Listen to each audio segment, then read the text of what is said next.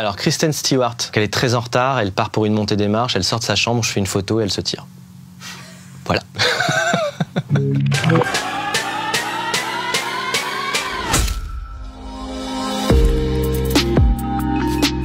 Donc Pharrell Williams, c'est le premier Cannes que je fais, donc j'en suis à 5 aujourd'hui.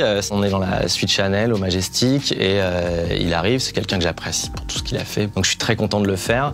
Et ce qui était super cool, c'était de pouvoir faire à peu près les photos que je voulais, donc arriver à faire des photos un peu floues, noir et blanc, tremblées de ce mec-là, qui sont peut-être un peu le shaking du je suis impressionné par la bête, qui se retrouve dans l'image. Je viens vraiment de l'argentique et le numérique, ça a mis longtemps à infuser chez moi parce que je travaille qu'avec des Leica. Même si c'était nécessaire parce que toute la presse s'est mise à avoir besoin de délais qui étaient ultra courts. Et c'est par là, je pense, que j'ai pris dans mes bagages le grain. Et il y a plein de manières différentes de le faire arriver dans les images. Moi, j'en ai trouvé une qui me plaît aujourd'hui. C'est cette question de texture, c'est une question de troisième dimension, c'est une question de quelque chose qui encore une fois, se rapporte à l'émotion et à cette forme de vibration. Et s'affranchir de ça, je trouve que c'est super important de justement pas avoir quelque chose qui soit ultra binaire et lisse. En tout cas, elle fait pas partie de mon langage photographique, même si j'aime beaucoup d'autres auteurs qui, eux, travaillent ça. Ça, c'est un cas d'Adam Driver, c'est un cas d'école de l'aventure cannoise parce que c'est une attachée de presse qui a pas très envie que je fasse la photo d'Adam Driver à ce moment-là. Et je fais des photos de Goldshifté. Et puis il y a mon copain Edouard Copey qui lui shoot Adam Driver juste à côté. Et au moment de passer, Goldshifté, avec qui je m'entends bien, attrape Adam, le met à côté d'elle et donc Adam s'isole tranquillement de Goldshifté et je peux arriver à capter cette photo. Alors ce qui est très drôle, c'est que l'attaché de presse n'était pas tout à fait pour donc cette image, à part s'il était avec Goldshifté sur la photo, que j'ai un peu triché, pardon les attachés de presse. Et il s'avère qu'il a fait une comédie musicale à Broadway et la PR a rappelé pour utiliser cette image et faire un faux montage avec non pas Goldshifté mais l'actrice de The Americans ensemble. Donc c'est finalement la boucle était bouclée et elle était très heureuse que cette image existe pour pouvoir l'utiliser. Donc c'était plutôt pas mal.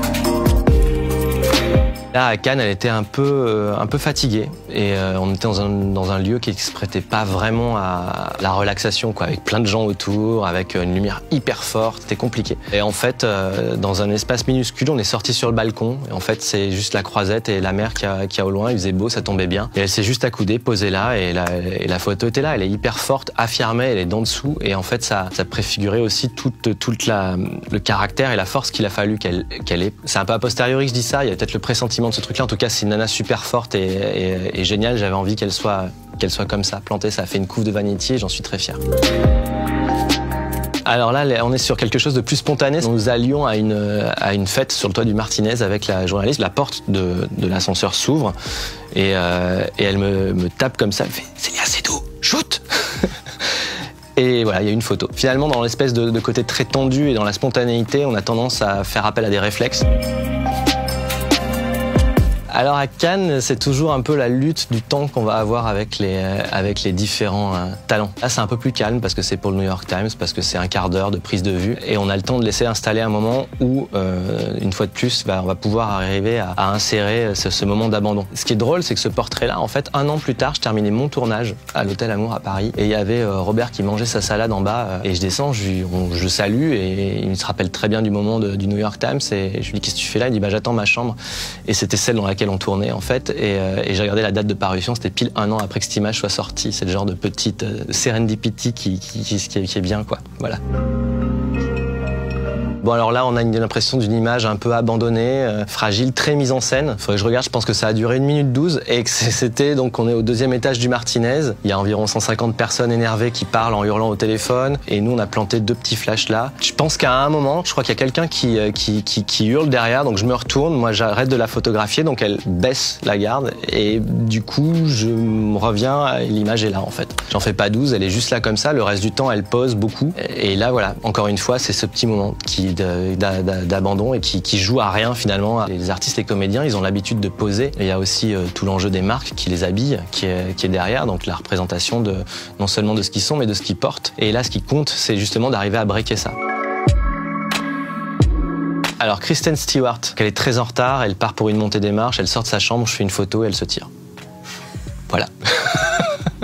tout le sel du truc, c'était de faire disparaître le couloir horrible qu'il y avait derrière. Et là, c'est des artifices de photographe, mais du coup, c'est une focale super large, hyper près pour vraiment rentrer dedans. Cette histoire de distance entre quelqu'un qu'on photographie est aussi ultra importante. C'est pour ça que j'ai pas la même recette tout le temps, parce que je pense que ça sert à rien de rentrer dans l'art à des gens très timides.